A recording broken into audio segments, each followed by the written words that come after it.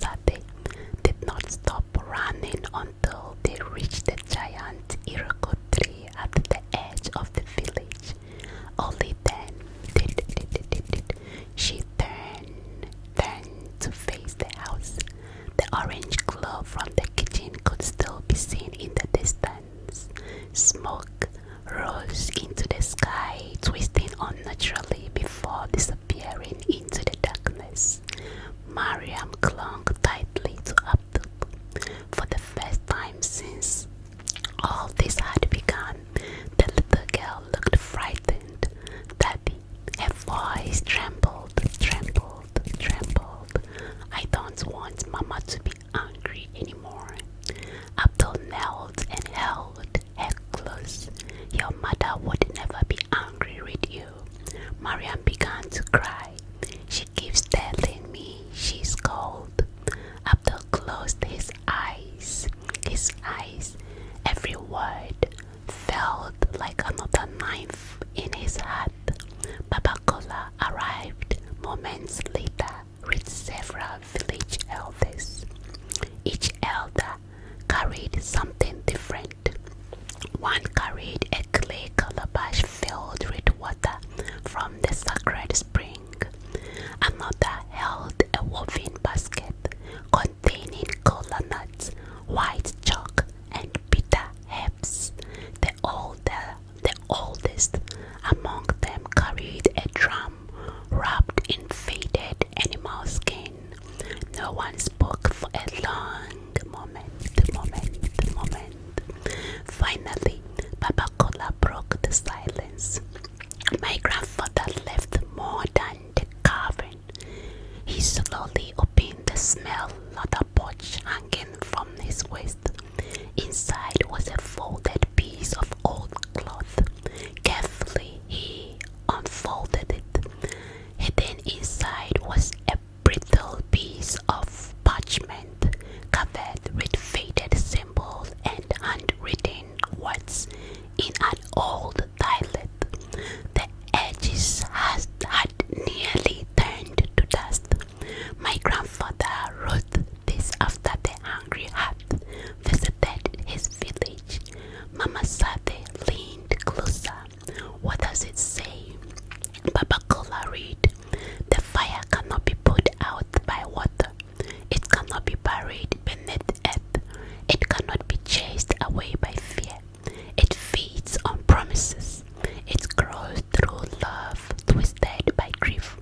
And if it will live until the promise is broken. Silence followed. Abdul looked up, broken. Baba Kola nodded. The promise your wife made still binds her. Abdul felt his heart sink. But she's made that promise because she loved us. Exactly, Baba Kola replied. And that is why the spirit was able to enter.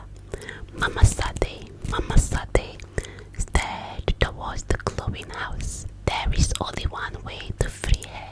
Abdul immediately understood. Tell me. The old woman hesitated. Then she answered quietly. The promise must be released by the person who received it. Abdul frowned. I don't understand. Mama Sade looked at Mariam. The little girl lowered her eyes. She heard her mother's last words. Abdul's stomach tightened. You mean only Mariam can tell Mother she no longer has to keep that promise? Tears immediately filled Abdul's eyes. No, Mariam was only a child. He would never ask her to face whatever waited inside that house. There has to be another way. Baba Kola slowly shook his head. There isn't. Before anyone could speak again, the village drum began beating, not by human hands, by itself. Boom, boom, boom, boom, boom, boom. Everyone turned. The old drummer had dropped in surprise, yet the drum continued. Boom, boom, boom, boom, boom, boom, boom. The rhythm spread through the village like heartbeat. Dogs began barking wildly. Goats broke free from their ropes. Birds flew from the trees all at once. The ground vibrated beneath them. Mama Sade whispered, "It's calling them." "Calling who?" Abdul asked. She looked towards the abandoned house. "The hungry ones." At that very moment, every cooking fire in the village suddenly went out. One by one, the flames simply died. Darkness swallowed the village, except for one fire, the fire in Abdul's kitchen. It burned brighter than ever. Its orange glow slowly changed to deeper crimson. Then the smell came again, not only to Abdul, not only to the elders. The entire village smelled it. The jollof rice, pepper soup, roasted goat meat, fried plantain, every person's favorite meal. Each villager smelled something different. The aroma was so rich, so comforting, that several people unconsciously began walking towards Abdul's house. Mama Sade shouted, "Stop!" The villagers froze. One elderly man blinked in confusion. "I thought my wife was calling me." Another woman whispered, "I heard my mother's voice." Baba Kula's expression grew green. It has become stronger. Suddenly, Mariam clutched Abdul's hand tightly. She was staring towards the distant house. Tears rolled down her cheeks. "Daddy, what is it?" She's crying. Abdul felt his own tears forming. "What is she saying?" Mariam listened carefully. Then she whispered, "She says," the little girl's voice broke, "she can't stop cooking." Silence fell over everyone. Even the wind seemed to stop. Mariam looked up at her father with frightened eyes. "She says every time the pot becomes empty, they get closer." Abdul's blood turned cold. "Who?" Mariam slowly pointed towards the glowing house. "The people under the fire." The ground rumbled again.